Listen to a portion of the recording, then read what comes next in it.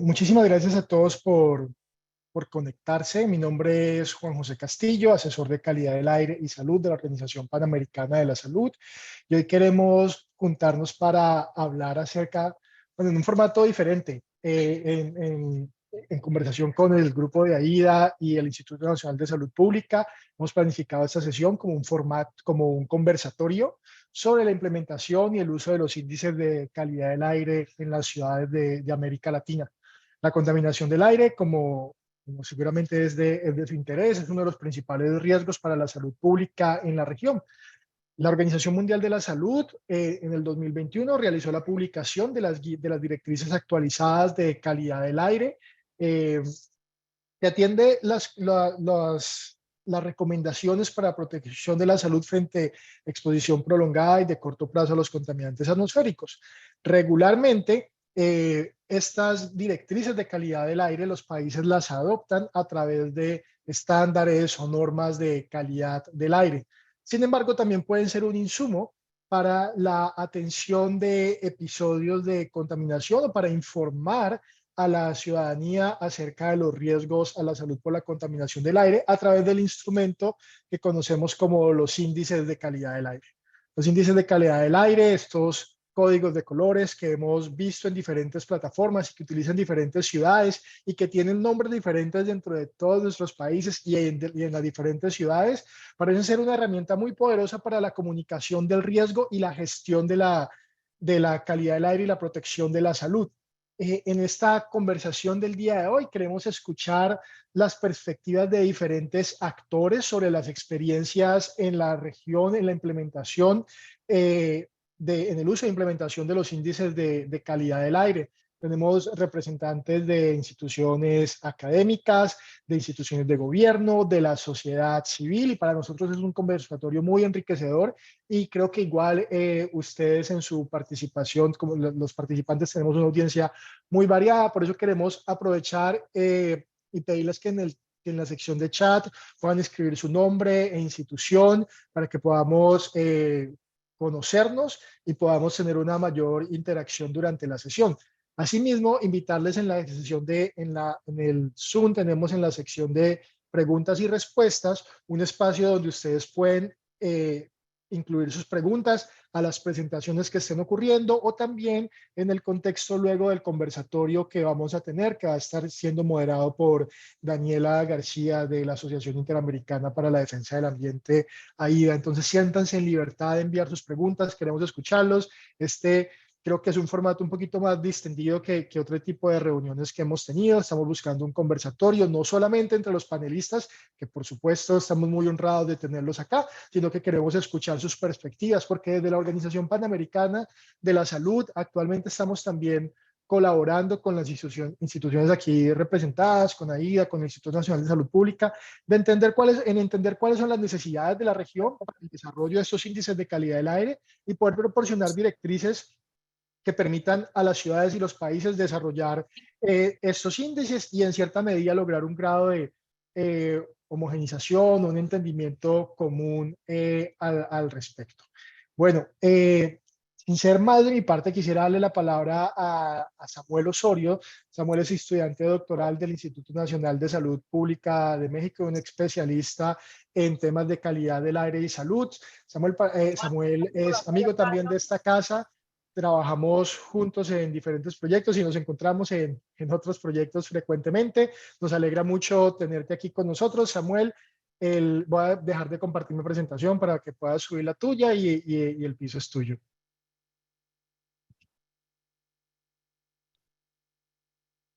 Bueno, no, muchas gracias, Juan.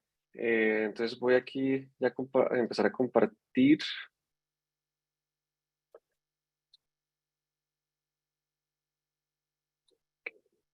¿Ya están viendo en modo presentación? Sí, Sí, correcto. Bueno, no, entonces agradecer en primer lugar, bueno, a Juan, a la OPS, bueno, a Daniela desde AIDA, y bueno, también a nuestros participantes desde el instituto y desde otras instituciones, la invitación. Y bueno, yo voy a hacer una presentación a modo de introducción para charlar acerca de lo que son las normas e índices de calidad del aire en América Latina, para dar un contexto general pues a la presentación y a la discusión, al conversatorio. Entonces, en primer lugar, contextualizar un poco mostrando lo que es lo que significa el efecto en la salud por la contaminación del aire, ¿no? En la región. Las causas ambientales implican las terceras causas más importantes o los terceros riesgos más importantes en general en el mundo de enfermedad y muerte. Y aquí vemos, ¿no? O sea, según el Global Burden of Disease, la carga global de enfermedad, que la contaminación del aire pues ocupa un primer lugar, ¿no? En carga de enfermedad. Entonces, la importancia es mayor. Y también, bueno, además, si tenemos en cuenta que está muy relacionada con el cambio climático, que también es uno de los principales desafíos de salud pública de nuestro tiempo.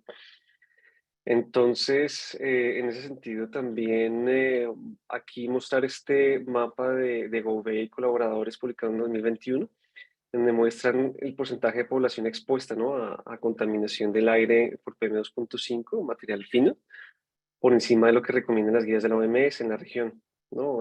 Vemos en Chile pues la importancia, ¿no?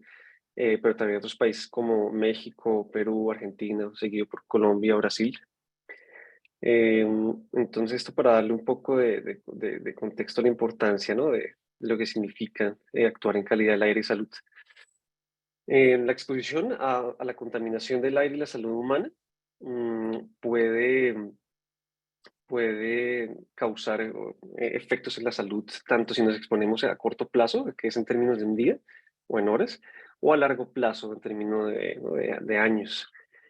En general, para los índices, usamos sobre todo la exposición a corto plazo, y esto es si ¿no? si nos exponemos durante un número de horas o durante un día, lo que más se usa es 24 horas, y nos puede causar problemas de salud a una de las personas, digamos, que no tenemos alguna enfermedad, ¿no? Pero también a los que tienen alguna preexistencia, ¿no? Cardiovascular respiratoria, los puede empeorar. Puede hacer que vayan al hospital, que tengan que recurrir, y en últimas puede llevar a una muerte. Entre estos efectos están dolor de cabeza, inflamación de las mucosas o de la piel que sentimos, ¿no? En un ambiente contaminado en un comienzo. Crisis asmática, bronquitis, ¿no? Problemas pulmonares más complicados, neumonía, pero también problemas como accidente cerebrovascular, ¿no? E infarto agudo de miocardio, que ya son mucho más peligrosos.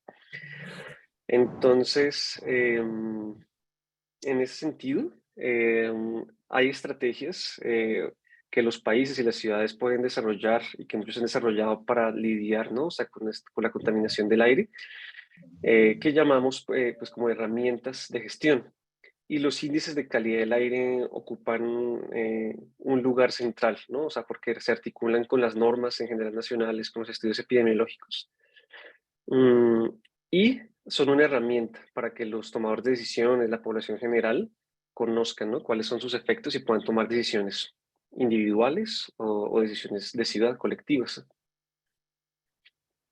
La OMS también, digamos, en esa preocupación por la calidad del aire y la salud, sacó sus guías 2021 y aquí vemos un cuadro del material particulado fino, del material particulado 10 micras y el ozono, que son de los principales contaminantes, y vemos los diferentes valores y objetivos intermedios que recomienda la OMS. Y para su valor más estricto, que es este valor guía, vemos que al aplicar las curvas exposición-respuesta, o sea, de exposición a estos materiales particulados o contaminantes y respuesta de mortalidad, vemos que implica un exceso de riesgo diferente, ¿no? O sea, para los diferentes contaminantes, pero sobre todo lo más importante es que aún con el valor guía, el riesgo no es cero, o sea, no estamos protegidos ni siquiera aún con el valor guía, pero digamos que es un objetivo al que se busca llegar en los países. Entonces los países en su preocupación o en su actuar crean normas o valores de referencia de contaminantes del aire. Y aquí la idea es entonces mostrar una comparación de lo que han sido los años en que se han publicado estas normas y una comparación entre ellas. Vemos aquí los contaminantes, ¿no? Material particulado fino, 10 micras. Entonces vemos que, por ejemplo, Ecuador publicó sus normas en 2011, Colombia y Perú 2017, Brasil 2018. México actualiza de manera individual, ¿no? Sus normas de contaminantes a 2021 las actualizó. Y Chile, su norma más reciente, que es la de material particulado 10 micras, la actualizó el año pasado, 2022, pero por ejemplo la de PM2.5 no la actualiza desde 2011 también. Y aquí vemos en color más claro las normas, digamos que son más estrictas y en valor más oscuro las más permisivas. Entonces vemos como Brasil, ¿no? Se considera un poco más permisivo porque, bueno, Brasil le da la opción a los estados de que se adhieran a cualquiera de estos valores, ¿no? Eh, Pudiendo adherirse pues a los más permisivos. Chile, digamos que también, ¿no? O sea, en cuanto a material particulado, también es más permisivo en su norma. Y en ozono también vemos aquí a Brasil, bueno, y luego un poco a México, aunque México también digamos que es progresivo, ¿no? O sea, estableció una meta ahorita y luego con el pasar de los años, la idea es tener un valor de referencia más estricto.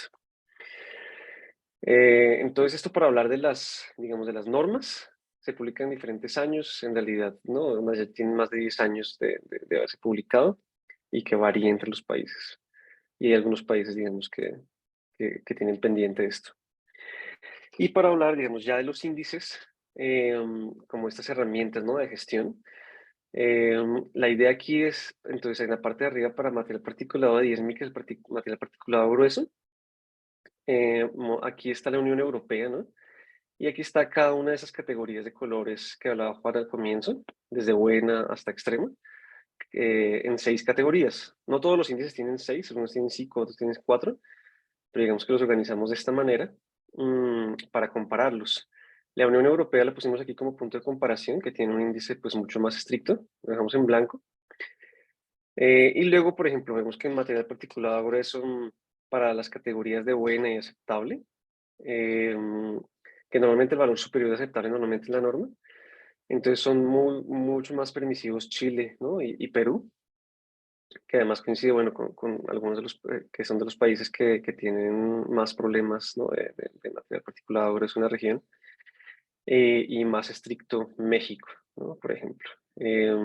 Y en las categorías mala y muy mala, que a veces se articulan con los sistemas de alertas o contingencias, que son decisiones de ciudad para limitar la exposición, vemos, ¿no? O sea, mucho más permisivo, ¿no? Perú y, bueno, seguido aquí de Quito.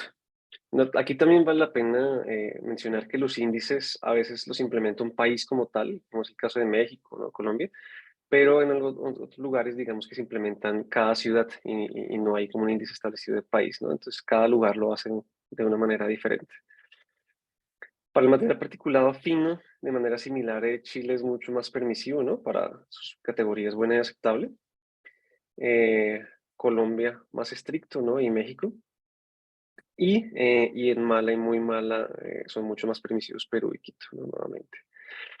También aquí vale la pena mencionar que México usa el Nowcast, ¿no? Para el material particulado, que es una metodología, o sea, porque todo eso es 24 horas, pero México entonces lo usa en un promedio ponderado de 12 horas, que permitiría tomar decisiones más rápido.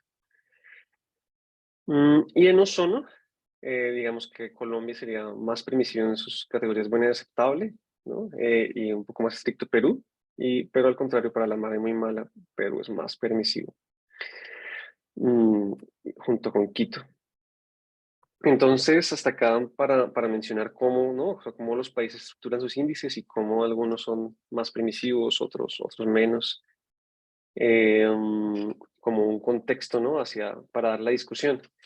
Y ya para terminar, mencionar que, o sea, bueno, que definitivamente las normas y los valores de referencia, ¿no? De la Organización Mundial de la Salud aceptan algún riesgo, ¿no? O sea, lo ideal sería tener contaminación cero en un escenario ideal, eh, o tratar de caminar hacia allá.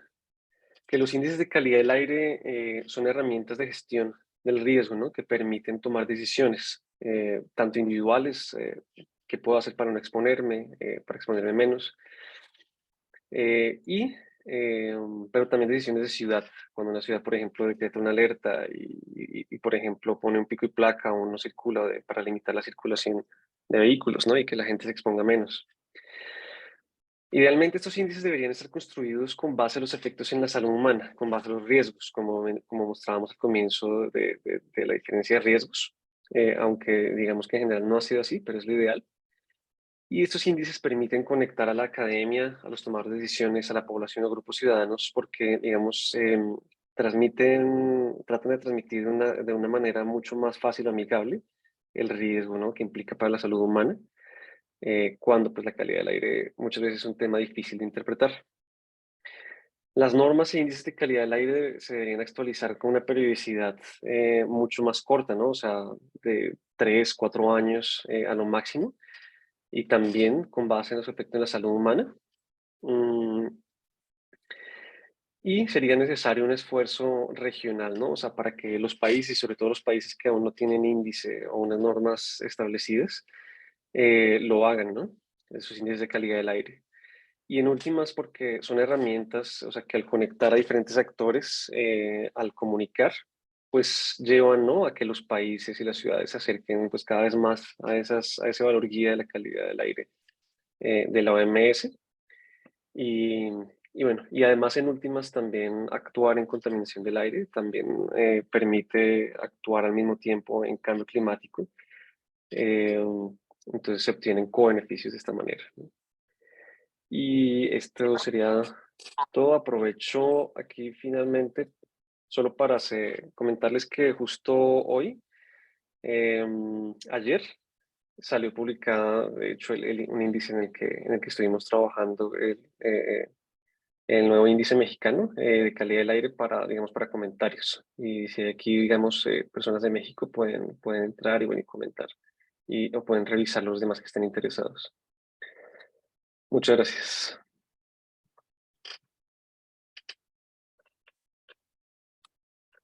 Samuel, muchísimas gracias por tu presentación. Creo que además eh, muy integral y nos da un panorama bien amplio. Y además nos diste un poquito de tiempo para tomar algunas de las preguntas que, que ya están llegando.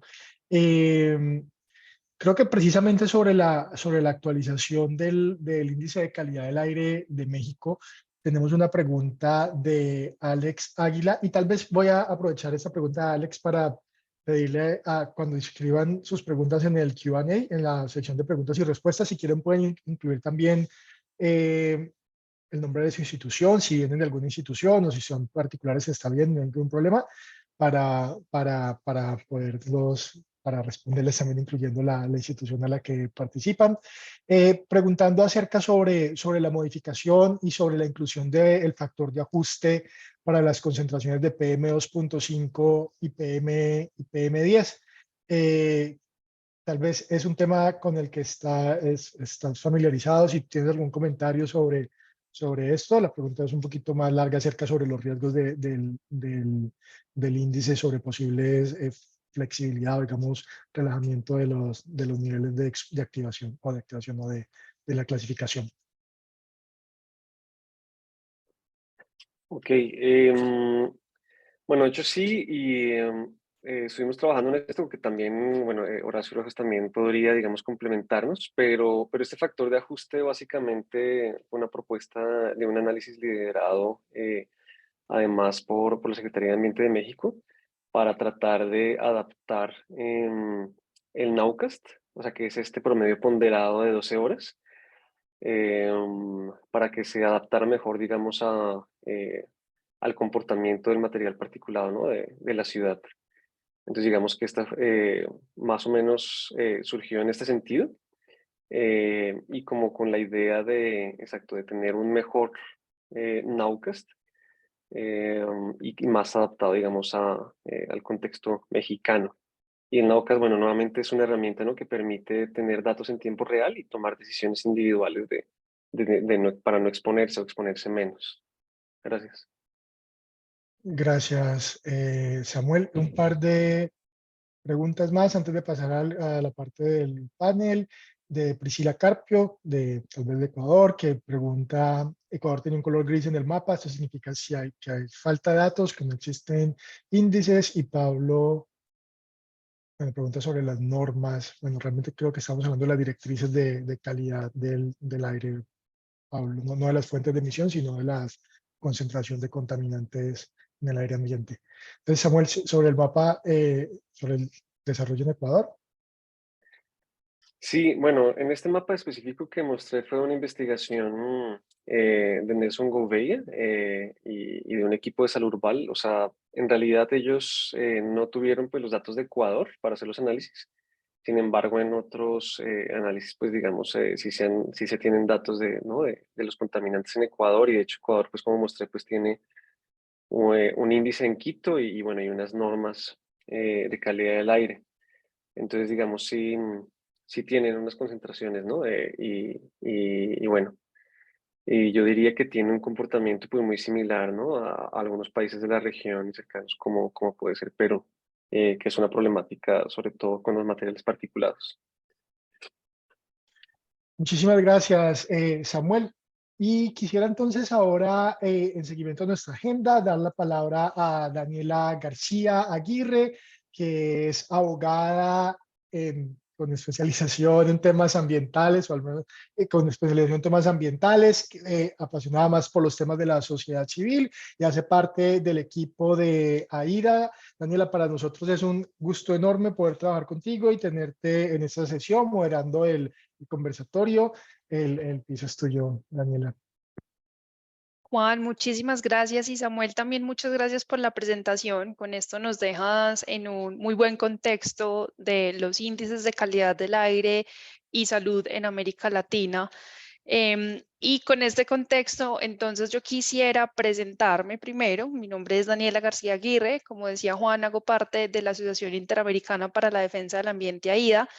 Soy abogada, ingeniera ambiental y lidero la iniciativa por el aire limpio, en la cual estamos trabajando este tema de aportar en la construcción de índices de aire y salud para América Latina y el Caribe.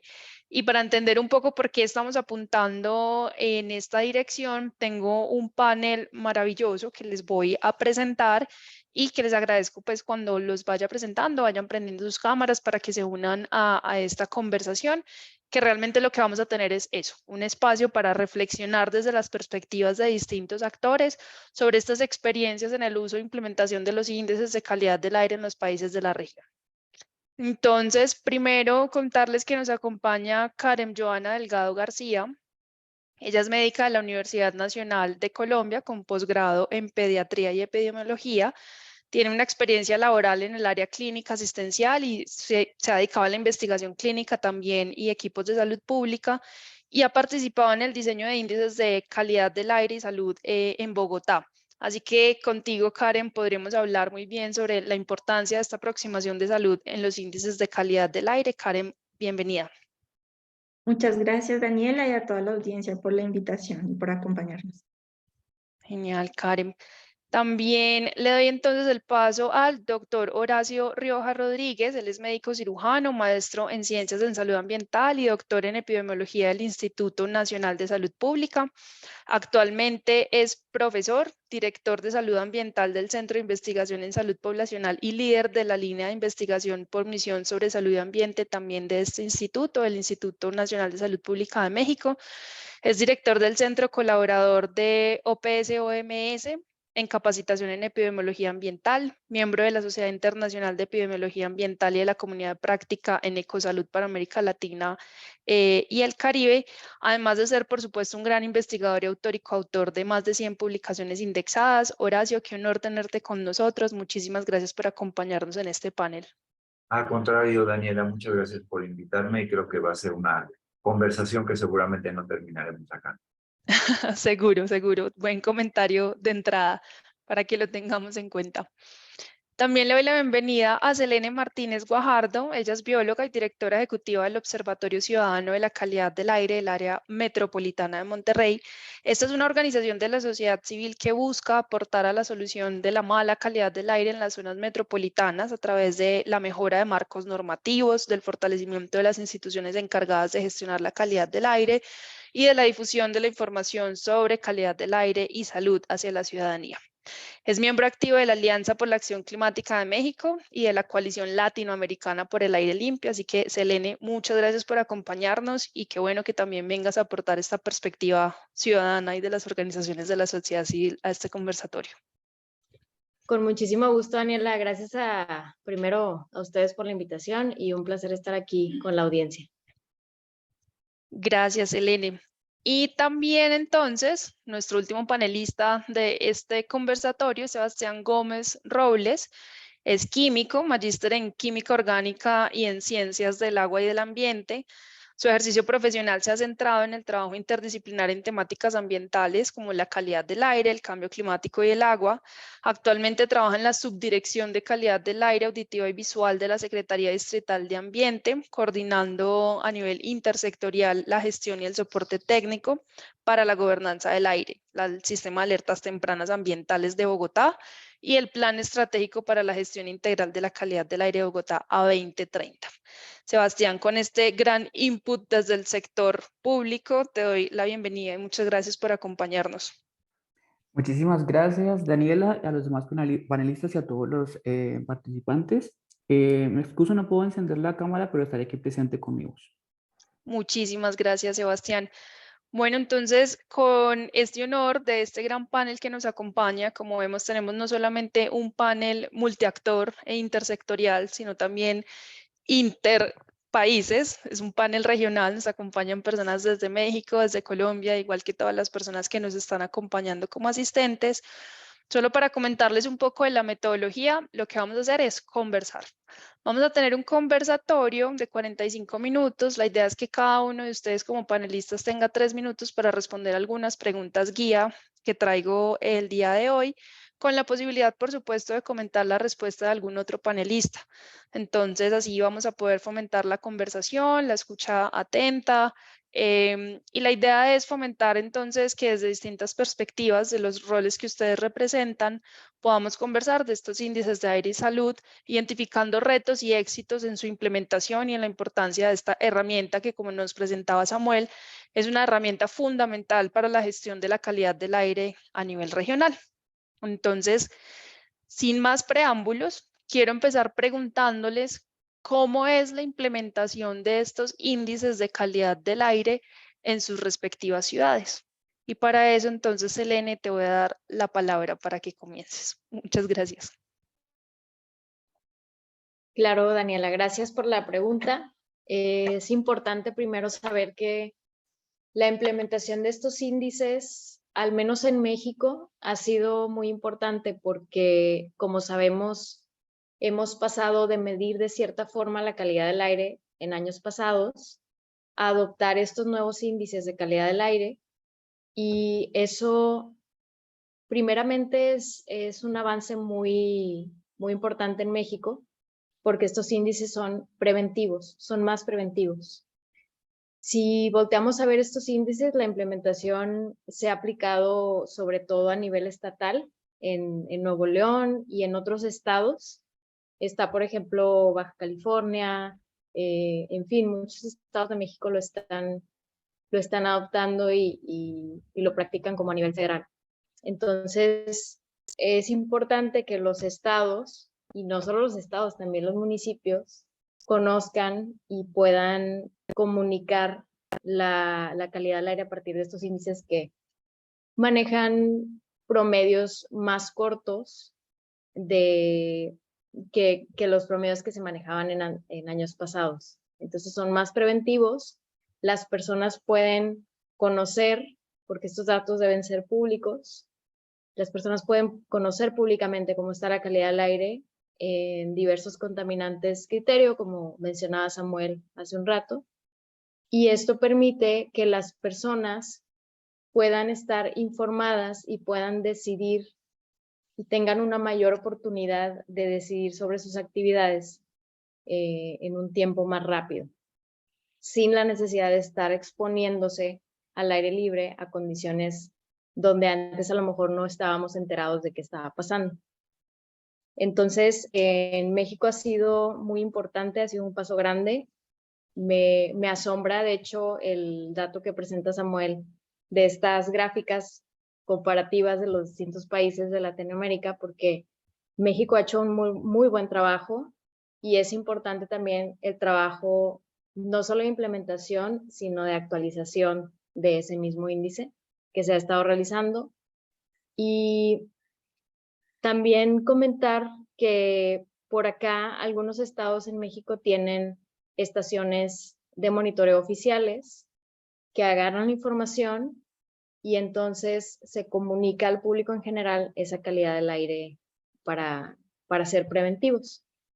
En Nuevo León, por ejemplo, ha sido muy valioso que tenemos alrededor de 15 estaciones de monitoreo y esto está en una página web del gobierno estatal y a partir de esos datos pues son públicos, ¿no? Para todas las personas. Genial, Selene, muchas gracias por tu respuesta. Señalas algo que quiero dejar sobre la mesa para que lo conversemos ahorita más adelante y es cómo estos índices han servido de herramienta de comunicación para ser preventivos, para que podamos tomar acciones preventivas. Y ahorita sobre todo ese tema de comunicación del riesgo, quiero que lo conversemos, pero entonces le voy a pasar la palabra a Sebastián para que nos cuente un poco cómo desde esta intersección entre mirada del sector público y también como ciudadano, cómo has visto la implementación de los índices de calidad del aire en Colombia y en Bogotá. Gracias. Pues en Colombia hay un índice que acoge prácticamente el índice de los Estados Unidos, el AQI, pero le hace algunos ajustes. Ahora, hay en la norma nacional unos niveles de prevención y alerta que no están directamente ligados con el índice, es decir, están considerados por aparte. En Bogotá nos dimos cuenta de eso hace ya varios años, desde el 2015, y vimos que había que de algún modo unificarlos y engranarlos con un sistema que atendiera justamente no solo lo preventivo, sino lo reactivo, entendido como ya una declaratoria con todo el rigor de una alerta y un despliegue de varias instituciones para tratar de mitigar la cosa, incluyendo mensajes hacia la ciudadanía, etc. Entonces, ese índice en Bogotá se llama el Índice Bogotano de Calidad del Aire. En este momento tenemos una segunda versión y estamos diseñando una tercera que va a tener mejoras, que va, por ejemplo, a aumentar su sensibilidad hora a hora, aplicando la metodología NAUCAS, como ha hecho México y los Estados Unidos, por supuesto, que son los que idearon esa metodología. Y con México al respecto hemos estado hablando de cuáles son los beneficios de este algoritmo. Entonces, bueno, por lo que digo, entonces sí, es fundamental que entonces estos índices den como la cabida a una gestión que es no solamente de tipo informativo, sino que se tomen decisiones basadas en él a través del despliegue de todo un sistema reactivo. Y ojalá ligado a las entidades públicas que gestionan riesgo a nivel local o nacional. En Bogotá lo hicimos así, lo trabajamos con la entidad que maneja el riesgo en Bogotá y nos ha resultado muy bien porque se engrana con los otros tipos de riesgos que existen en la ciudad. Súper, Sebastián, muchas gracias porque justamente traes a colación la importancia también como de esta articulación interinstitucional para que estos índices logren un mayor impacto. Y ya que te quedaste un poquito más como desde esa perspectiva institucional, quisiera darle la palabra a Karen para que su rol también como ciudadana, investigadora y médica nos cuente un poco cómo es la implementación de estos índices en el caso de Bogotá.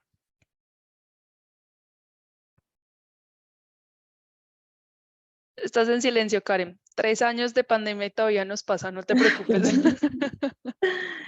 ¿Ahí me escuchan bien? Sí.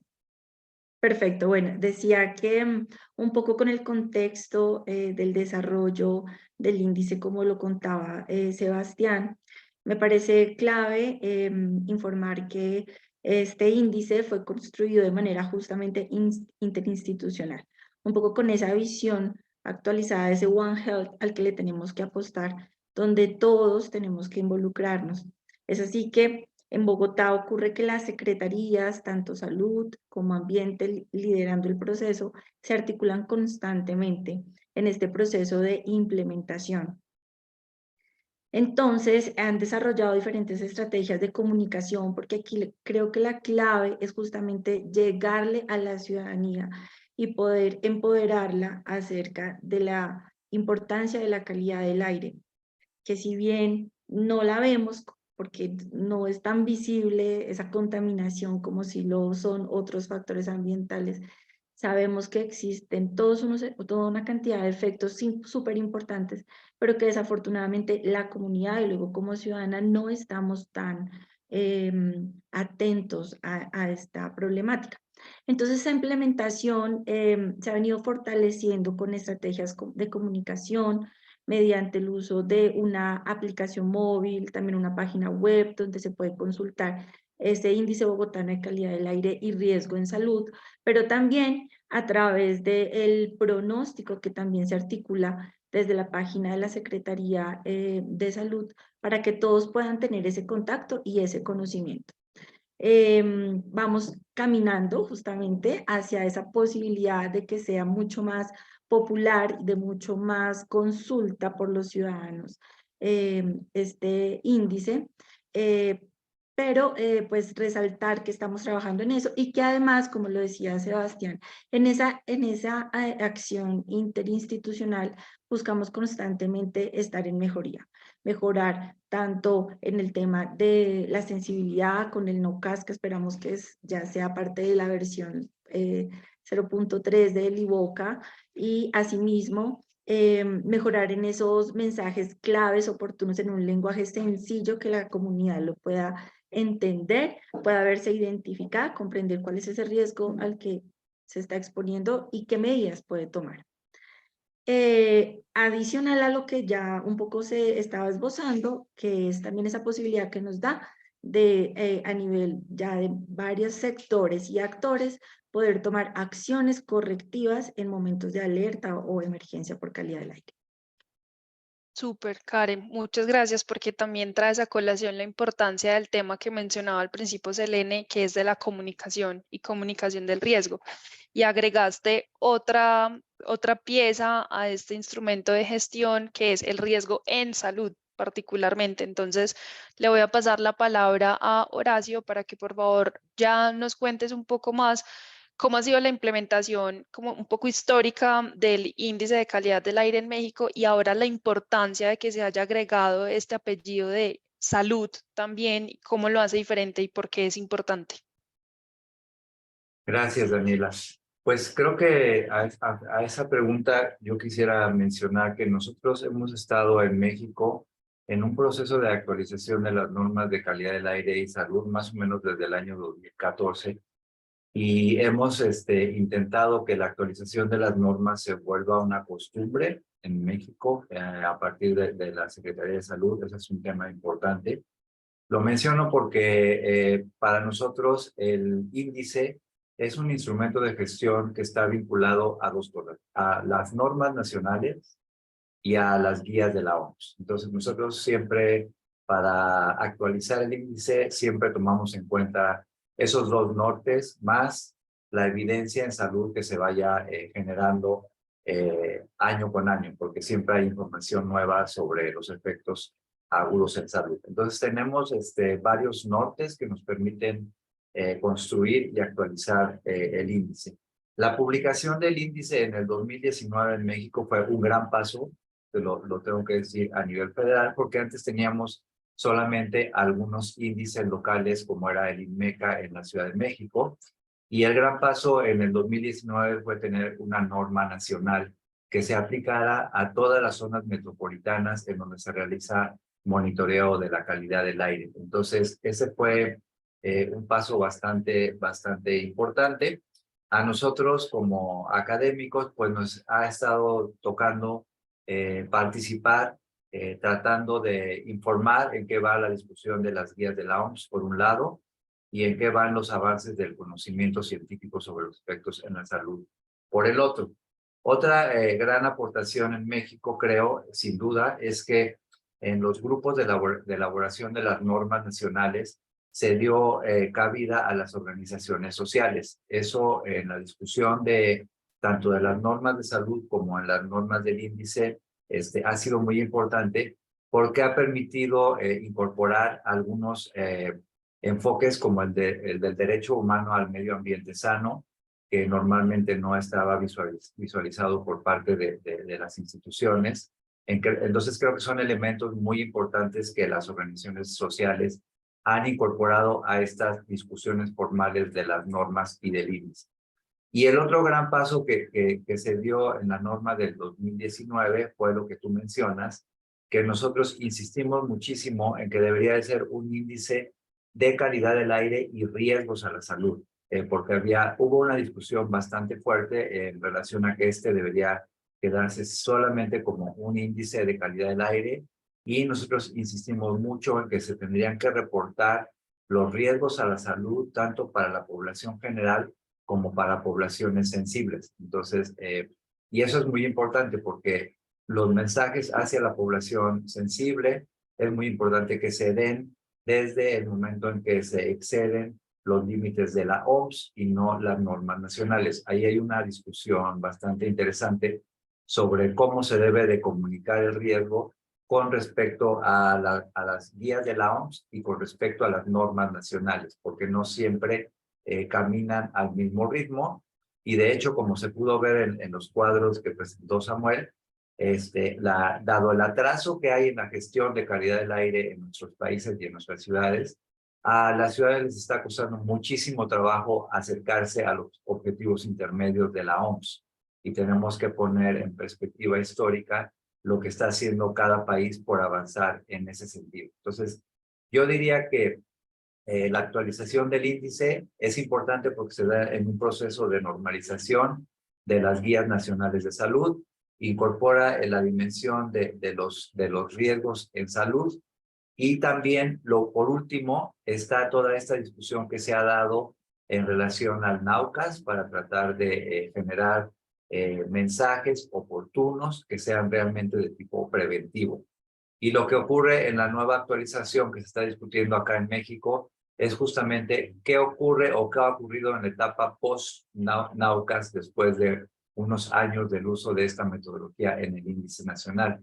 Y ahí es donde posiblemente después entremos a cómo se dio esta discusión de los factores de ajuste que vino básicamente de los gestores de la calidad del aire de las ciudades mexicanas, ¿no? Y un poco en esta discusión de cuándo se estaban dando mensajes de alerta cuando no existían. Pero en fin, esa fue una discusión que se dio al interior de este grupo y que fue un proceso que nos llevó más o menos como 6 meses y que fue muy interesante. Eso es para abrir algunos temas. Muchas gracias, Horacio, porque pones en la mesa unos temas que nos ayudan un poco a entender cómo ha sido la evolución de los índices de calidad del aire, inicialmente en México, pero que también han servido de ejemplo para otros países en la región, por ejemplo, Colombia. Y como ahorita en Colombia y particularmente en Bogotá estamos en este diseño de índices de calidad del aire y salud, como lo mencionaba Karen, el IVOCA 3.0, que también involucra este nuevo concepto del Nowcast. Entonces, antes de hablar de todo el tema de comunicación, quisiera entrar a un poco más a hablar de este proceso. Entonces, Sebastián, si nos cuentas por qué es importante incluir esto del Nowcast e incluir el riesgo en salud en la actualización del índice, un poco para pensarnos en cómo esto debería hacerse también en el resto de la región. Gracias. En principio había una inconformidad ciudadana por la diferencia tan grande que hay entre ver un índice, o mejor dicho, el índice calculado a partir de datos de una sola hora y un índice tipo AQI en donde se hace una media de 24, móvil con datos de 24 horas a partir de un momento dado. Como que diferían mucho y pareciera que entonces la cosa se estaba subestimando. Y el Nowcast justamente busca aproximarse a esa situación instantánea sin perder ese conocimiento que se tiene de riesgo a un tiempo mayor. Entonces, cuando hicimos análisis retrospectivos, la entidad de ambiente y salud, que son las que están haciendo esto en Bogotá, nos dimos cuenta que retrospectivamente el Nowcast tenía una sensibilidad a los eventos de contaminación, al igual que México lo ha descubierto, que es tremenda. Es decir, es mucho más sensible cuando, por ejemplo, hay picos que tengan que ver con fenómenos meteorológicos o con asuntos regionales como incendios. Y entonces uno se da cuenta de la situación más rápido, más pronto. Entonces, asimismo, en la medida que esté conectado a un sistema de riesgo, pues permite actuar más rápido. Entonces, las dos cosas se benefician. Hay mensajes ahora como más sensibles, de modo que la gente tome decisiones individuales que le permitan cuidar su salud, pero también permite darse cuenta cuando hay episodios que tienen que ser atendidos de una forma mucho más estructurada. Entonces, pues eso es lo que hemos visto hasta ahora y por eso hemos justificado hasta el momento como una muy buena alternativa aplicar el Nowcast para la ciudad de Bogotá. Buenísimo, Sebastián, muchas gracias. Queda mucho más claro justamente porque nos permite entender cómo estos nuevos actualizaciones a los índices lo que permite es aproximarse a una situación mucho más real, como mucho más instantánea y también en ese sentido comunicarle a la ciudadanía cuáles son las acciones que se pueden tomar con respecto a la contaminación atmosférica y, como decía Selene, ser de alguna manera también un sistema o una herramienta preventiva. Con esto quisiera preguntarte, Karen, cuéntanos si en este sentido o en esta actualización que se está haciendo entonces el índice de calidad del aire, al sumarle esto de salud y el Nowcast, permite de verdad entender mucho mejor el impacto de la contaminación atmosférica en la salud de la población y cómo esto se convierte en una herramienta de gestión y comunicación del riesgo. Claro, bueno, importante decir que este último pedacito de riesgo en salud es súper relevante, sobre todo cuando la construcción de los índices tienen detrás los resultados de estudios epidemiológicos que han medido justamente mediante esas curvas dosis, exposición, respuesta, cómo a medida que incrementan las concentraciones de los diferentes contaminantes, incrementan los desenlaces en salud, como pueden ser mortalidad o morbilidad, en población general, en patologías específicas. Entonces, poder incluir esos riesgos, esos estimadores de riesgo epidemiológico en el cálculo del comportamiento de esos índices es clave. No es lo mismo determinar que mi intervalo, por decir algo, para la franja favorable o la verde, que es su símil, o la amarilla o moderada, está basada en simplemente ajustes basados en solo las concentraciones, sino también en los resultados de esos estudios epidemiológicos que me dicen a partir de tanta concentración, la mortalidad aumenta en tanta cantidad en población general, en patologías específicas. Y entrar en esa discusión justamente de, suena muy duro de decirlo, pero qué tanto vamos a aceptar, ¿cierto? Para cada franja de color, que exista ese riesgo de muerte, ese riesgo de morbilidad en nuestra población, es clave para que esos índices puedan transmitirnos con mucha más claridad cuáles son esos posibles efectos a los que nos estamos exponiendo como población al cambiar de una franja a otra franja. Y más aún cuando se cumplen ciertos criterios que ya nos dicen vamos tanto tiempo en esa misma franja, está muy alta la contaminación y ahora estamos en alerta. Entonces, es súper importante para concluir la respuesta que se incluya este pedacito de riesgos en salud para poder actualizar los índices o para montar los índices en los países donde no se han construido. Hoy, Karen, muchas gracias porque esa explicación creo que nos ayuda a entender muy bien esta importancia de que se le agregue el apellido a los índices que en muchas partes de Latinoamérica ya están implementados, pero que todavía no tienen ese apellido de riesgo en salud y que, como tú lo expones, es de absoluta importancia y que es hacia allá hacia donde tenemos que dirigirnos, porque es lo que nos va a permitir construir índices entendiendo cuáles son esas dosis que nos generan cierta respuesta o cierto aumento en la mortalidad o morbilidad y cuánto estamos dispuestos a aceptar como ese riesgo aceptable que es tan complejo, entendiendo por supuesto los diferentes contextos de los países. Y entonces ya teniendo el índice construido está la parte de, ok, ¿cómo lo comunicamos para que la población tome decisiones? Y entonces ahí le voy a pasar la palabra a Selene para que nos ayudes a entender como en estos ejercicios de la organización que representas, que hace parte también de la construcción y difusión de conocimiento, cómo le ayudamos a los ciudadanos a tomar decisiones a partir de la construcción de estos índices de aire y salud y de la difusión e implementación de los mismos. Claro, es importante tu pregunta, Daniela, porque una parte muy excepcional de esta norma para que funcione o para que el índice realmente tenga un impacto en la disminución, en la exposición, las personas primeramente necesitan conocer que existe esta herramienta y también que no solo es una herramienta guía, sino que es parte de una norma en México. Entonces, primero, el conocimiento de este índice. Segundo, el entendimiento del índice.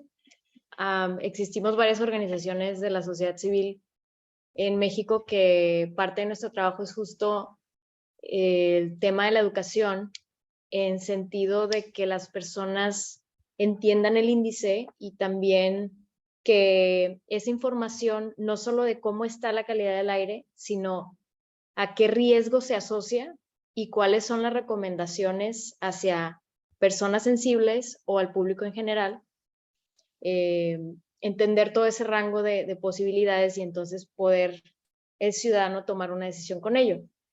Que también no quiere decir que el ciudadano sea el único que tenga que hacer algo al respecto. Esto es muy importante también. El ciudadano que conoce el índice puede, por una parte, tomar una decisión respecto a su exposición hasta cierto límite. Y luego hay una línea que también, pues colectivamente se sobrepasa y también es esta parte de conozco el índice, sé lo que estoy respirando, conozco las recomendaciones y puedo implementarlas, pero también es esa parte de como sociedad, cómo logramos que los gobiernos locales, que los planes, que los programas en materia de calidad del aire funcionen para no estarnos exponiendo a este rango, ¿no? Que a lo mejor puede ser mala, muy mala, etc. Entonces es una herramienta que la sociedad civil podemos adoptar, podemos conocer y además es un instrumento para empujar otras políticas públicas que van hacia la disminución de las emisiones atmosféricas por parte de todos los sectores que participan en estas emisiones y también los gobiernos locales, ¿no? La implementación de sus programas. Y solo para cerrar, hablando del fortalecimiento, también seguir fortaleciendo estos índices es importante, no solo actualizándolos periódicamente, sino también, como mencionaba Horacio, empujando cada vez estos datos que pasando el tiempo tenemos cada vez más, que son los estudios que también mencionaba Karen, y hacerle caso a la Organización Mundial de la Salud en temas de fortalecimiento para la construcción de esas actualizaciones, siempre bajo el principio de la progresividad. Entonces, es muy importante no quedarnos atrás, sino ir cada vez haciéndole énfasis a estos estudios y a estos fundamentos en epidemiología. Gracias, Elena. Y ahí me dejas un muy buen abrebocas para preguntarle a Horacio, ¿cómo hacen para integrar todos esos estudios y todas las actualizaciones sobre los efectos de la contaminación atmosférica en la salud? Porque sabemos que, o sea, acá no hay discusión, la contaminación atmosférica tiene efectos en la salud física, incluso en la salud mental.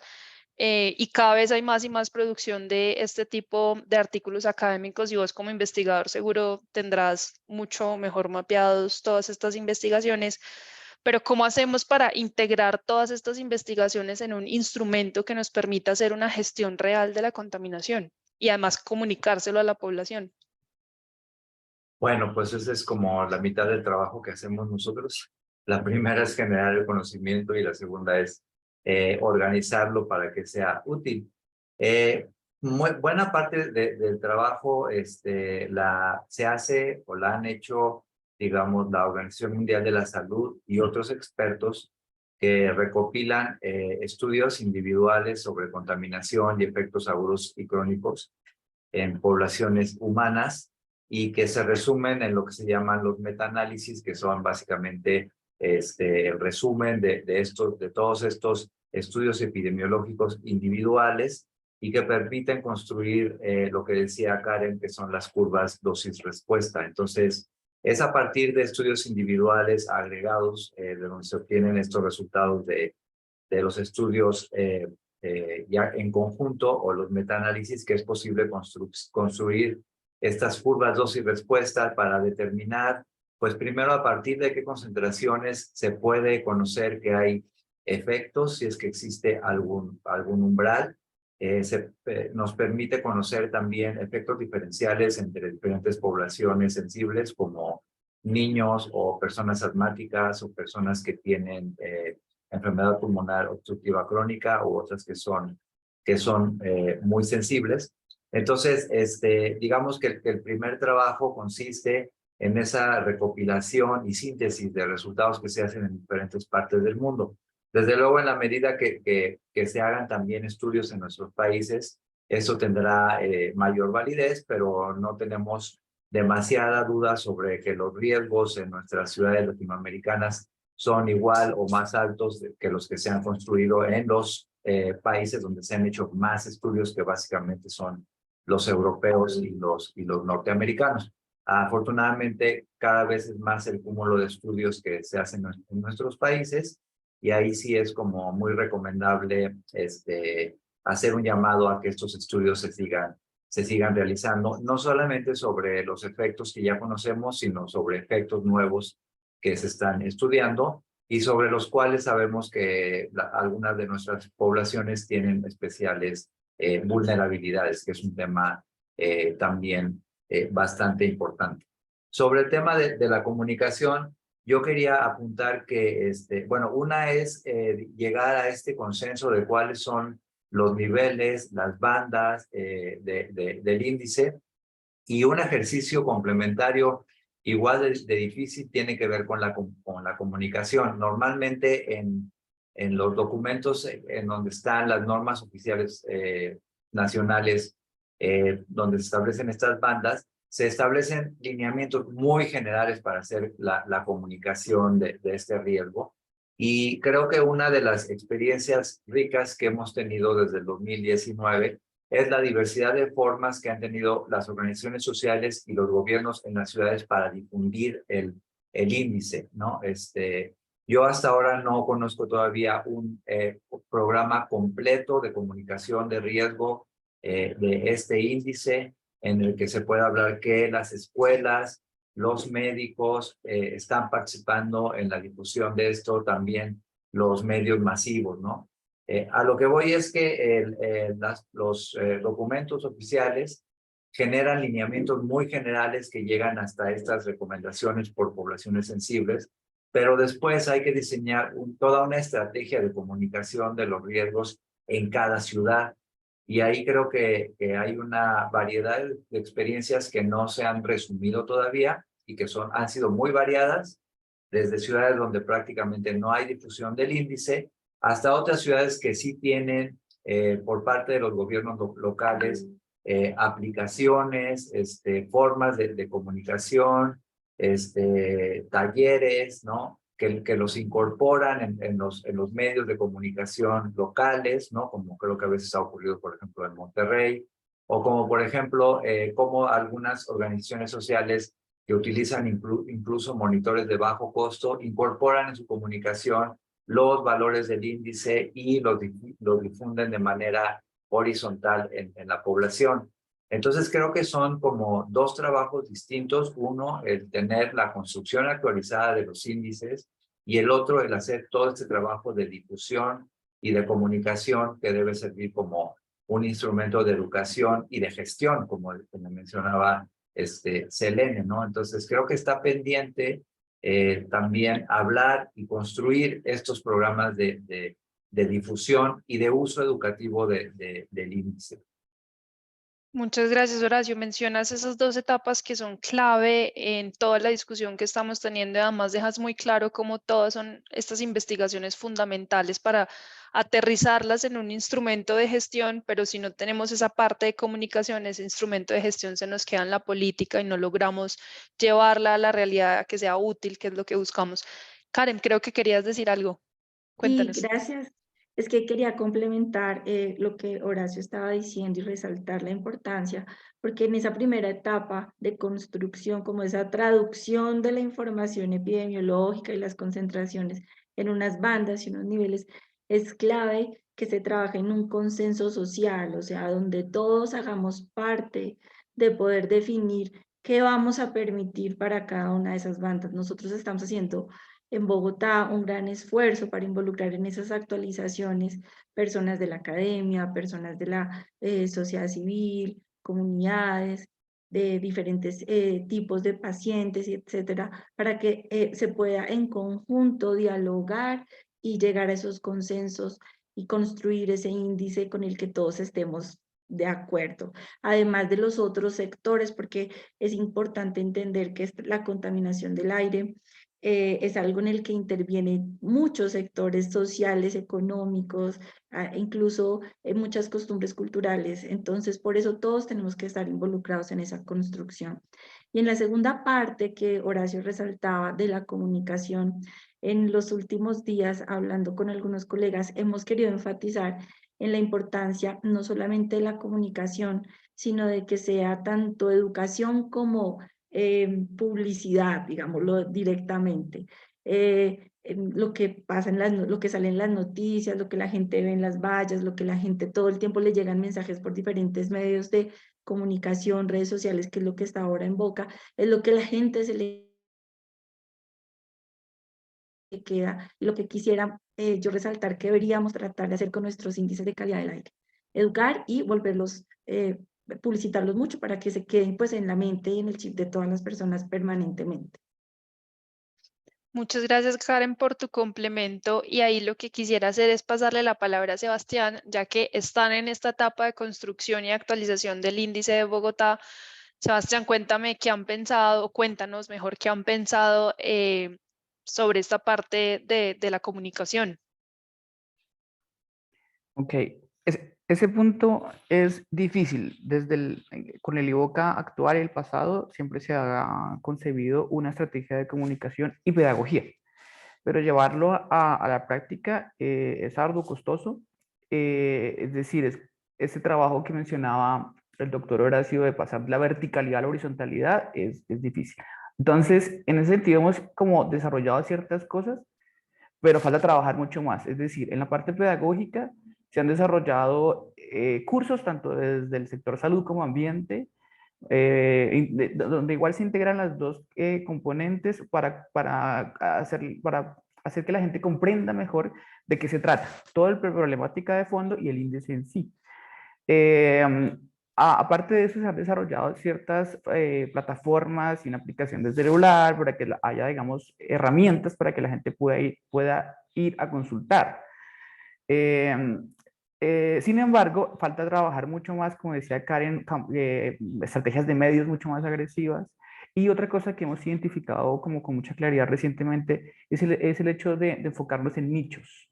Es decir, es clave que todo el mundo reciba la comunicación del IVOCA, cómo se va transformando momento a momento y lugar a lugar, pero sobre todo las personas más vulnerables, es decir, los niños pequeños y las personas mayores, y las personas que tienen enfermedades que los hacen más sensibles a la contaminación atmosférica.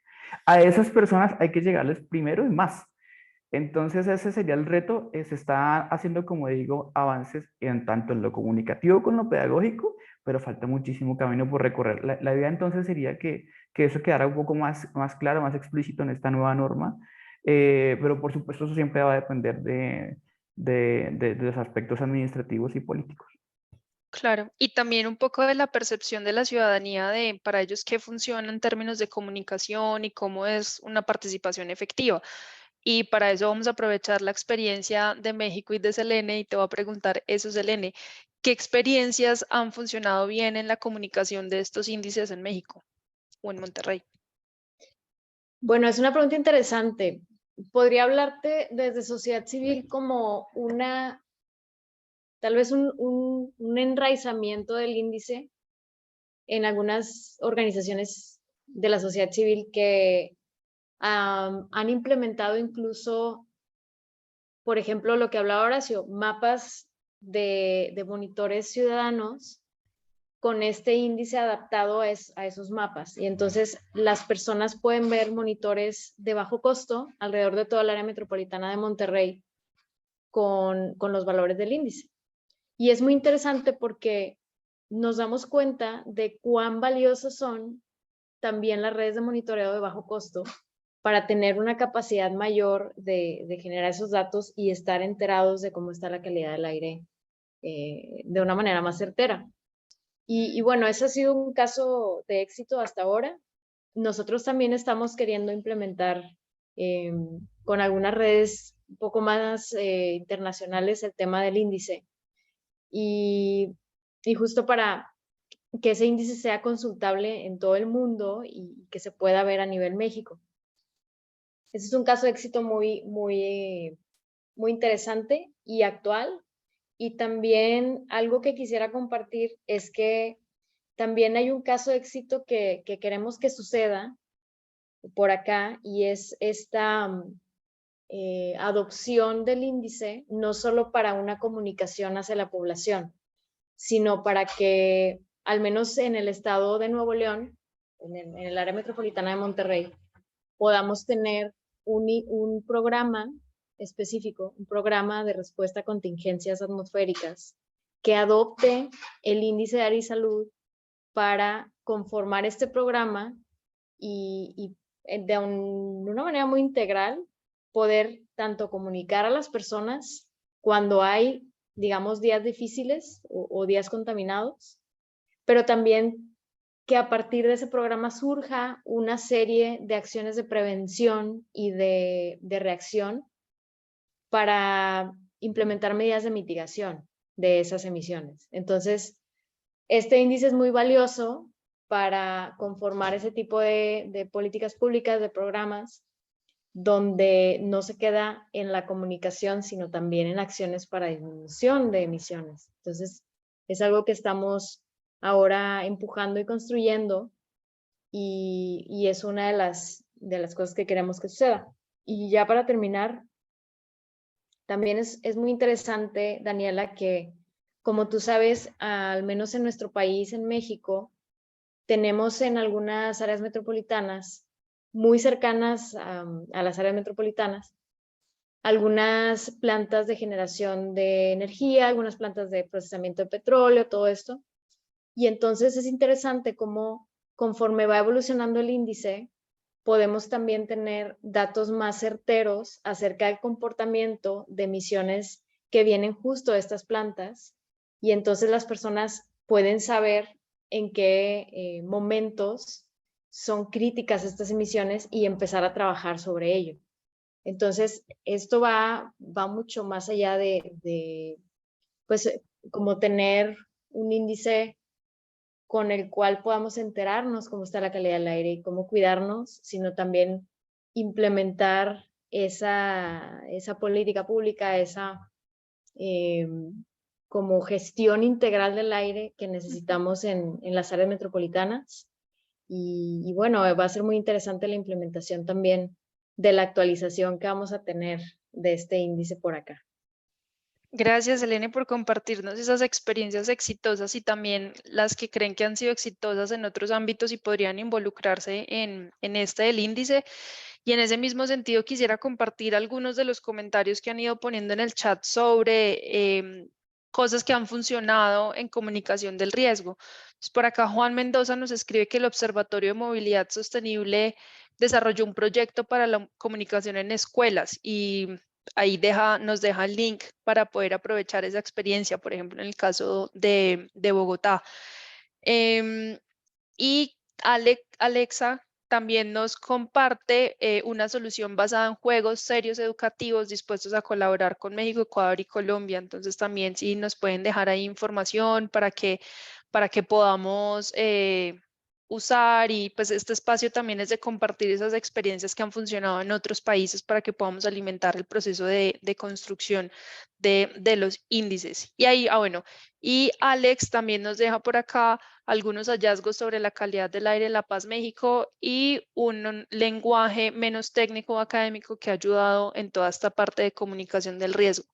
Entonces, si quieren compartir también otras experiencias que han funcionado, otras herramientas y demás, porfa, déjennoslas ahí en el chat, que seguro las vamos a también compartir en las memorias y lo que salga de este webinar. Súper interesante.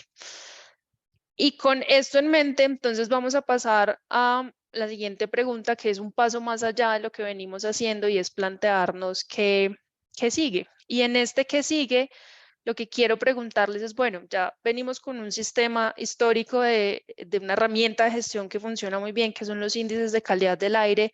Ya sabemos que a esto le sumamos la comunicación del riesgo, y ahora entonces la pregunta sería, ¿cómo fortalecer su uso?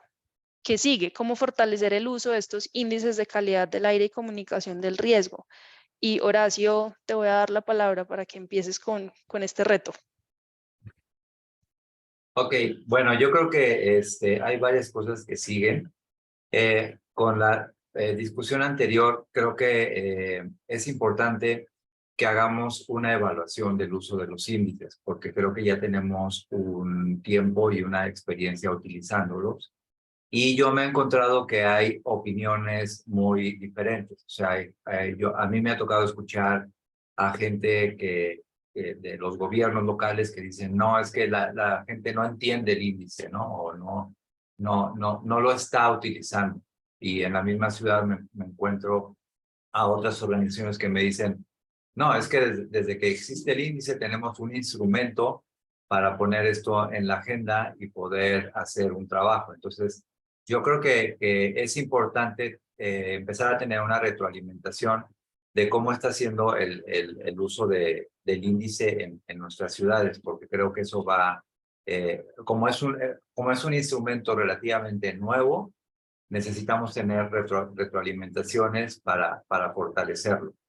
Después creo que aparte del esfuerzo que se está haciendo acá en México y en otros países, desde luego creo que hay que señalar un rumbo de actualización del índice con base en los objetivos intermedios de la OMS y con base en las actualizaciones a las normas que se van haciendo en cada país. O sea, necesitamos fijar un rumbo de actualizaciones periódicas del índice. Y finalmente, creo que lo que sigue es, ¿cómo se llama? Presionar a los gobiernos locales para que tengan realmente programas de comunicación del índice orientados a las poblaciones más sensibles. O sea, hay algunas ciudades en México, por ejemplo, que utilizan esto del semáforo y lo comparten con los niños y se utiliza en las escuelas las banderas, por ejemplo, ¿no? Que no es todavía un uso generalizado, pero que es una propuesta para que el índice se comunique de manera rápida a las escuelas, especialmente a los maestros, para que tomen medidas inmediatas con los niños sobre si pueden o deben salir al recreo o no, o si se puede o no hacer actividad física. Entonces hay que construir este sistema de comunicación y de difusión del índice. Creo que es muy importante trabajar con las asociaciones médicas. En algunas ciudades ya se está haciendo esto, pero hay muchos pediatras, neumólogos, médicos generales que no conocen el índice y que de recibir una capacitación podrían ser muy buenos en términos de la replicación con la población que ellos trabajan, que muchas veces es justamente la población más sensible. Entonces hay todo un esfuerzo que está haciendo la OMS para realizar una capacitación a personal del sector salud sobre contaminación atmosférica y específicamente sobre el índice. Después hay otro reto muy importante que no hemos resuelto en muchas partes, que es la armonización del índice con los programas de contingencia o de emergencias locales. Entonces, en ese sentido, hay todavía un trabajo que hacer porque No se pueden todavía en muchas ciudades utilizar directamente las franjas del índice como un instrumento de declaración de contingencias para evitar emisiones. Y, por ejemplo, en el caso de las ciudades mexicanas, todavía no hay una armonización entre el índice y los programas de emergencia. Es algo que estuvimos trabajando también con el Ministerio de Salud de Perú, y hay una propuesta para hacer eso. Y creo que es todavía una tarea pendiente, cómo armonizar estos dos instrumentos de gestión que protegen la salud. Y finalmente, necesitamos utilizar este instrumento del índice como un instrumento de evaluación de la gestión de calidad del aire en las ciudades. O sea, tenemos que ir teniendo una estimación histórica de si las medidas que se van tomando en los países y en las ciudades realmente están impactando en términos de beneficio en la salud, y se puede hacer a través de la evaluación histórica del índice. Entonces, creo que también puede ser un instrumento de evaluación de política de gestión de calidad del aire en las ciudades, por decir algunas cosas pendientes. Algunas cosas pendientes, Horacio. Bueno, son bastantes, una lista muy exhaustiva, pero que definitivamente nos pone un rumbo necesario para conocer si de verdad este índice está funcionando o no, y también cómo podemos mejorarlo en su implementación y cómo aprovechar para que otras ciudades y otros países de América Latina también se animen a tener este índice como un instrumento no solo de gestión de calidad del aire de las ciudades, sino también que nos permite evaluar cómo ha sido la gestión histórica de la calidad del aire de las ciudades. Y yo sí quisiera escuchar a Sebastián, vos desde el sector público, ¿qué opinas de estos puntos que menciona Horacio en los que sigue, particularmente en el uso, en esta evaluación del uso de estos instrumentos? Yo estoy de acuerdo, sin embargo pienso que aquí tenemos que hacer alianzas con la academia. Es decir, eventualmente las instituciones públicas podrían volcarse a hacer esto, pero hay muchas universidades que están interesadas en hacer ese tipo de estudios. Bueno, y en particular nosotros estamos explorando unas alianzas con el Banco Interamericano de Desarrollo para hacer ese tipo de evaluaciones de la efectividad que tendría el uso del índice en la disminución del riesgo en salud. Pero bueno, eso está como por ahora como proyectándose. Y bueno, sí, sin duda eso hay que hacerlo.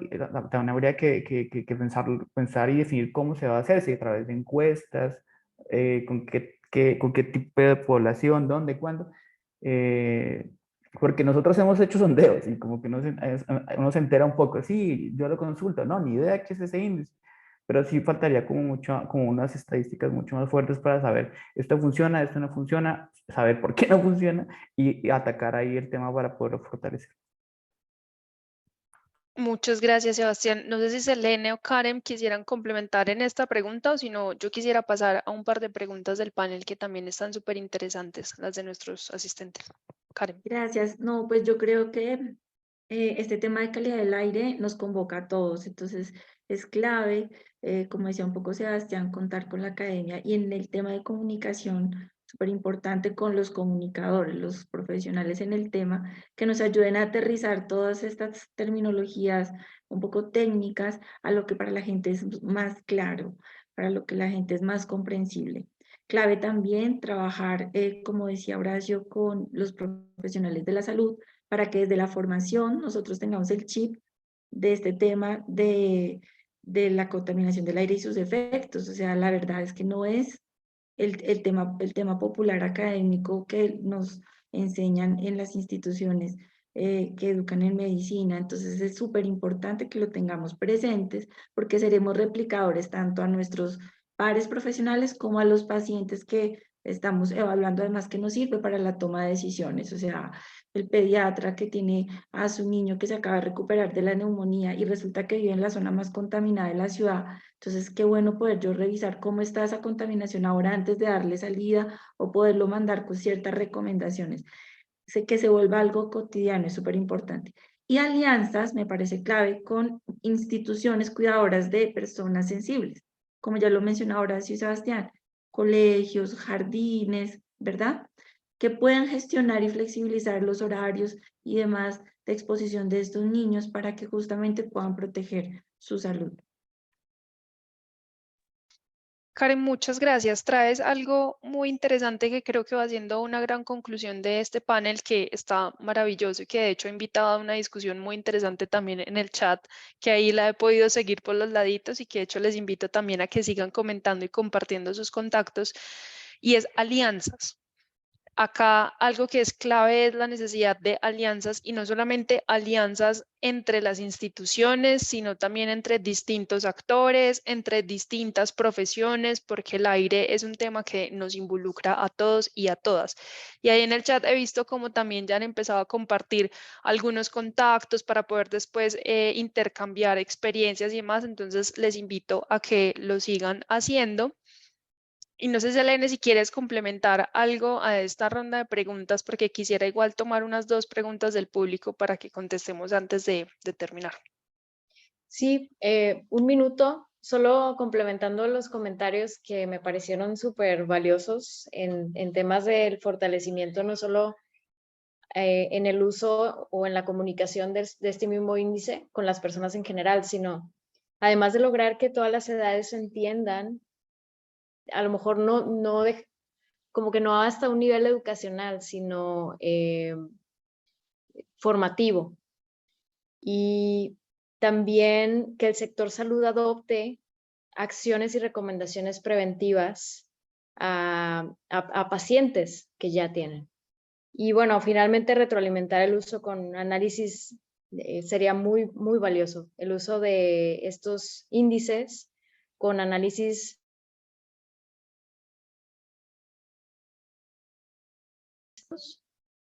en las áreas metropolitanas.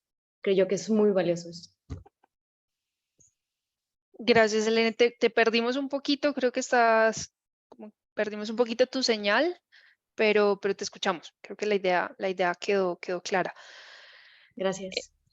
Listo. Por acá entonces tenemos una pregunta de Gildardo Bermeo, y es un poco relacionada como con esta primera etapa del diseño de los índices. Nos dice, considerando que la estimación del índice depende de tener información de calidad del aire, esta es una pregunta que nos reta como Latinoamérica, y es, ¿cómo cerramos la brecha entre la disponibilidad de información de calidad del aire de ambientes rurales y las ciudades para que todos podamos conocer la exposición y construir los índices, también teniendo en cuenta la disponibilidad de los datos tan diferente que hay en los distintos países de América Latina?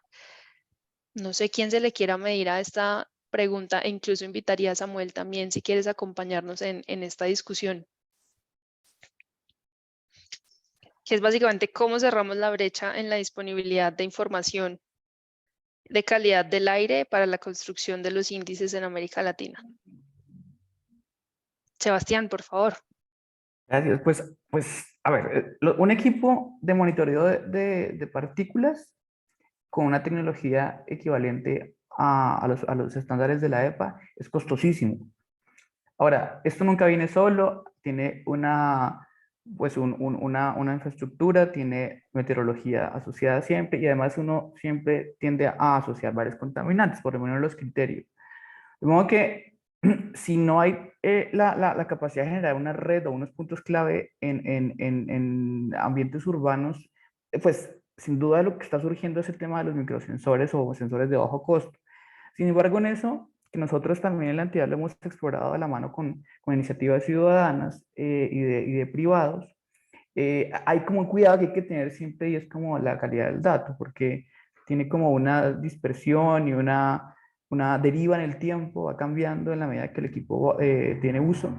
Y eso yo pienso que en lugar de asustarnos debería como ponernos alerta, es decir, ok, esa es la información que dan esos datos, entonces lo que hay que hacer, en lugar de ignorar esas particularidades técnicas, estudiarlas, hacer intercomparaciones, ver qué calidad tiene, qué dispersión, cómo se comporta, y entonces tener como una caracterización de cómo funcionan esos equipos que están cada vez más instalándose en todas las ciudades del mundo, y asimismo entonces saber qué se puede hacer con esa información y por qué tiene diferencias con los equipos robustos. Entonces yo creo que eso, una alternativa sin duda son los microsensores, pero hay que tener como ese cuidado.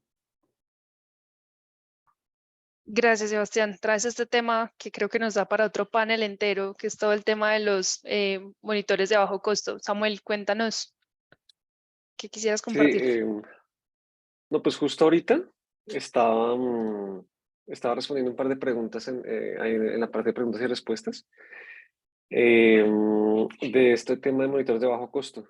Y pues sí, creo que realmente es un tema que ha ido creciendo cada vez más y que de hecho hay instituciones, ¿no? O sea, que lo han tomado. Inicialmente era como un rechazo, pero se ha adaptado. Y hay grandes iniciativas en diferentes lugares del mundo. En el chat preguntaban, digamos, qué hacer al respecto de la calidad de los datos. Y pues bueno, también digamos que, o sea, que cuando se unen en red, digamos, algunas alianzas de monitores de bajo costo específicos, eh, están produciendo pues unas ecuaciones para adaptar estos datos, ¿no? A los datos reales. Entonces, como que la recomendación sería eso, pues también como estar en Reddit para acceder como a estas adaptaciones. Y hay otra opción diferente que, bueno, que serían pues los datos satelitales, ¿no? Pero pues digamos que estos, o sea, cada vez también como que se va acercando, o sea, son más accesibles, pero aún pues requieren pues una gran experticia técnica pues para recopilarlos y tenerlos disponibles. Pero pues también van surgiendo como otra opción. Gracias, Samuel. Yo creo que para entrar en ese tema que se me hace igual supremamente importante a la hora de hablar de calidad del aire y de índices, Selene, quisiera escuchar un poco tu experiencia sobre los monitores de bajo costo y estos sistemas de monitoreo con estos sensores. Sí, claro. Justo hace algunos días estuvimos en contacto desde el OCAM, desde el observatorio, con la gente que justo nos está apoyando con el tema del mapa, de la implementación del índice en sensor de bajo costo, todo esto. Y es un reto muy grande. Yo concuerdo, creo que fue Sebastián el que hace un momento lo dijo. El tema técnico es muy importante para mejorar lo que hasta ahora se tiene y hacer todavía más poderosa una red de monitoreo, que ese es otro tema, pero yo creo que es un impulso que debemos tomar y que debemos escuchar para extender nuestras redes de monitoreo y que algunos, por ejemplo, países o gobiernos locales que a lo mejor no cuentan aún con un recurso establecido para tener redes de monitoreo tal vez de millones, puedan implementar estas redes de bajo costo y que tengan tal vez experiencias de dónde tomar esas guías de adaptación de los índices y de todo lo que se tiene que hacer para que funcione bien una red. Y bueno, algunas indicaciones generales, ¿no? De mantenimiento de los sensores, factores que se tienen que ajustar y demás. Entonces, creo que es una línea que va empezando de manera general y que no debemos dejar atrás solo por, digamos, que no funcione igual de efectivo que una red de millones de pesos que es oficial de algún estado que sí lo pueda comprar, ¿no? Entonces, hay que pensar también en los sitios que son tal vez más vulnerables y que no pueden implementar una red que sea de cierta manera y que lo que tengan a la mano sea la red de bajo costo. Entonces yo considero que es importante adoptarlas y mejorarlas más que dejarlas a un lado, ¿no? Como muchas veces se plantea. Pero bueno, eso es lo que nos ha servido por acá. Gracias, Selene. Sebastián, no sé si esta es una mano previa o es una nueva, sino Horacio también levantó la mano y quería comentar algo. Ah, listo. No, era Horacio. la esposa, ya la bajé. Vale, gracias. Horacio, por favor. No, solamente para insistir en que aunque se avance en el desarrollo de los monitores de bajo costo, que están justo en eso, el desarrollo y que necesitan una validación, sobre todo para algunos contaminantes, creo que sí es como, por una parte, debería de ser una demanda ciudadana que la calidad del aire se midiera. Y creo que esa es una cuestión que debería de retomarse, porque en el contexto de ese derecho al aire, al ambiente sano, los ciudadanos tienen derecho a saber qué calidad del aire están respirando. Y creo que es una cuestión que debería ser retomada por todos, ¿no? En este tipo de demandas ciudadanas. Y entonces ahí es muy importante que no por buscar los monitores de bajo costo dejemos de demandar que haya monitores oficiales de buena calidad y con buena cobertura, porque básicamente lo que hemos visto es que, como se mencionaba en la pregunta, una buena parte de la población en América Latina, en las ciudades, no tiene cobertura por los sistemas de monitoreo confiables, ¿no? Incluso en México, que tiene varias ciudades con redes de monitoreo, no todas monitorean bien siempre, no hay suficiencia de datos siempre. Esa es una parte. Y por otra parte, tenemos que hacer visible, y ese es un trabajo que también nos toca a nosotros como académicos, es hacer visible cuál es el costo de no tener este monitoreo. ¿Cómo estamos pagando el no saber cuál es la calidad del aire que tenemos? ¿Quién está pagando esos costos? Eso se puede monetarizar o no, pero de cualquier manera es como la ciudadanía o el sistema de salud quien está pagando por no tener estos datos y por no diseñar medidas de prevención. Entonces, creo que de alguna manera es también un trabajo pendiente el poder avanzar. O sea, sí se ha avanzado en Latinoamérica, no tenemos para nada completas las redes de monitoreo, pero sí deberíamos de estar cuidando en que esta demanda por conocer la calidad del aire debería estar incluida en las agendas de los gobiernos locales.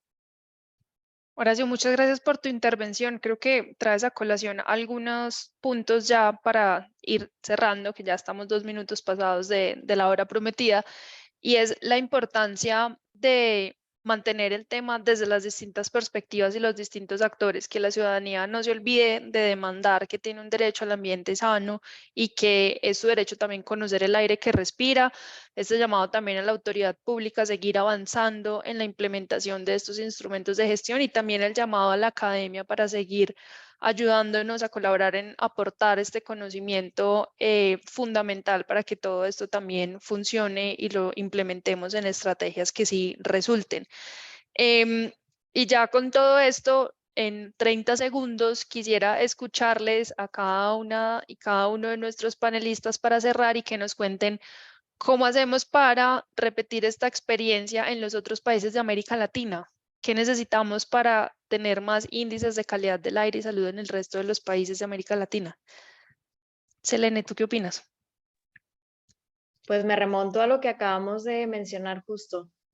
Por una parte, demandar que tengamos esta información que prácticamente es un derecho humano, el poder enterarnos de lo que estamos respirando, tanto siendo personas vulnerables como público en general, es una necesidad y tenemos que demandarlo. Y también esto es una invitación para tal vez aquellos gobiernos que se encuentran en algunos países en donde todavía no hay monitoreo o no se está midiendo la calidad del aire y además no se está comunicando. Necesitamos evolucionar nuestra forma de darnos cuenta qué factores ambientales nos dañan.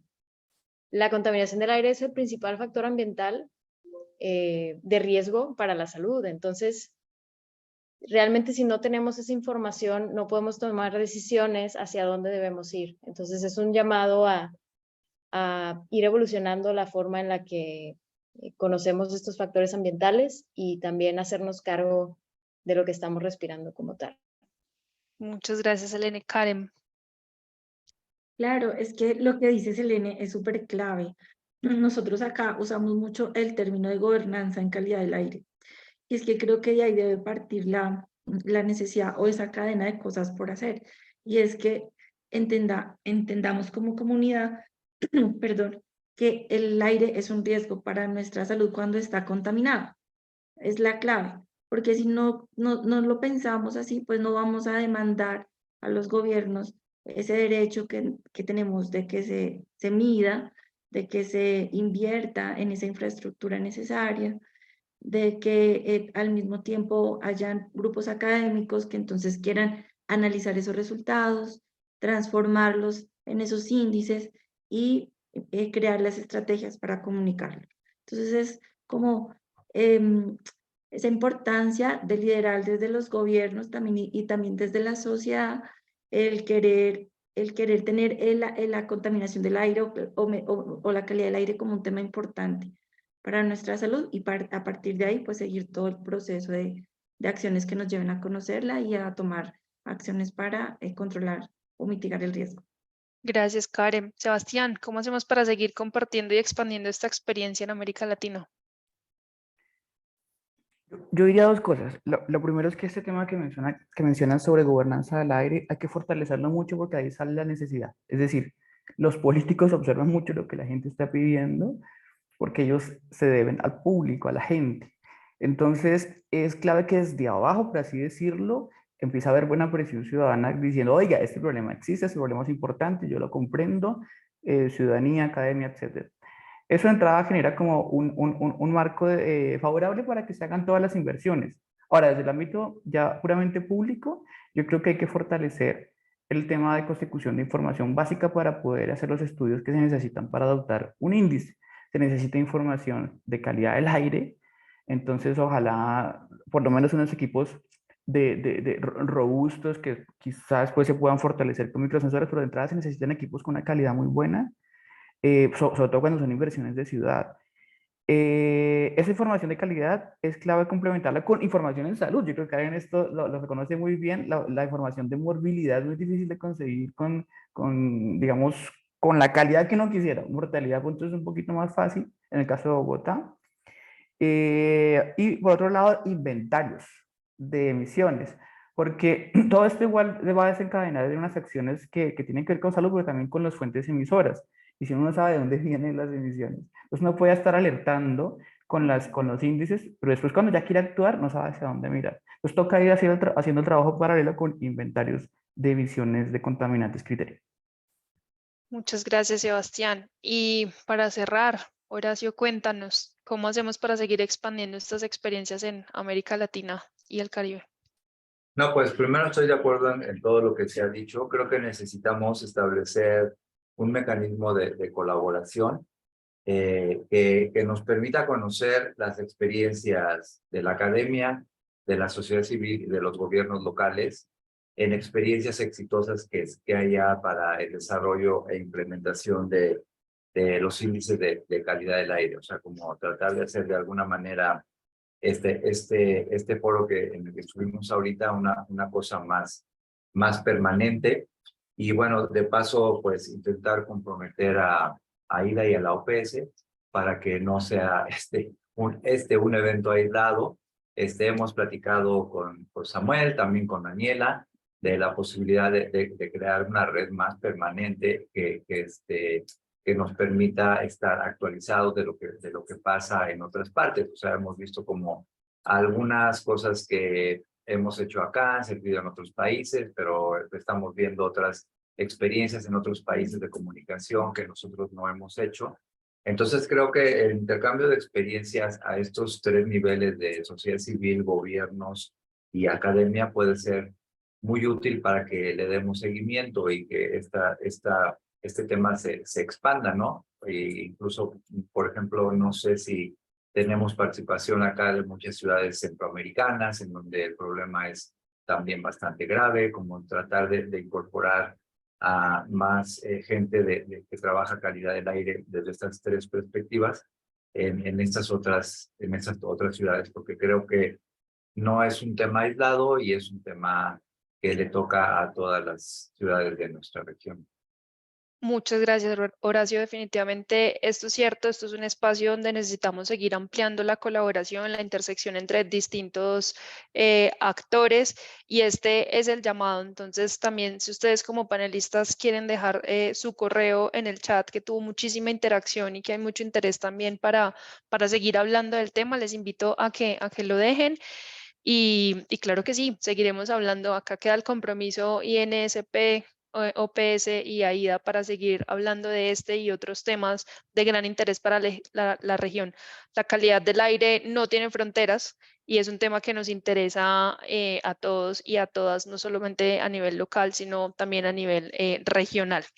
Entonces, con esto cerramos este panel. Muchísimas gracias a las personas que asistieron. Muchas gracias a los panelistas. Y Juan, te doy la palabra para que cerremos.